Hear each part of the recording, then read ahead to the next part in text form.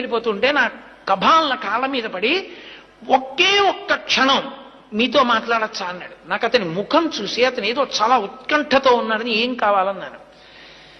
మీరు చెప్పినంత నమ్మకంతో నిలబడితే వెంకటేశ్వరుడు పిలుస్తాడా దర్శనానికి అన్నాడు.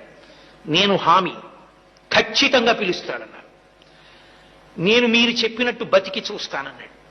అతను ఒక 6-7 నెలలు పరమ ధార్మికంగా చక్కటి జీవనం చేశాడు. అతనికి తెలిసినట్టు తెలిసిండి వెంకటాచలం కొండ మీదకి వచ్చాడు. అతను వచ్చినట్లు నాకు తెలియదు. అతను కొండ మీదకి వచ్చి నాకు ఫోన్ చేశాడు.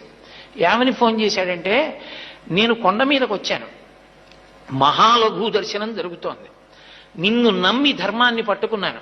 గురువుగారు చెప్పారు ధర్మం పట్టుకుంటే నువ్వు దగ్గరికి తీసుకుంటా ఉన్నారు. నన్ను కూడా తోసేస్తారా? నన్ను దగ్గరికి రానివ్వవా? నువ్వు నన్ను దగ్గరికి రానివ్వకపోతే ఇక నా శేష జీవితంలో ధర్మం పట్టుకోను. నువ్వు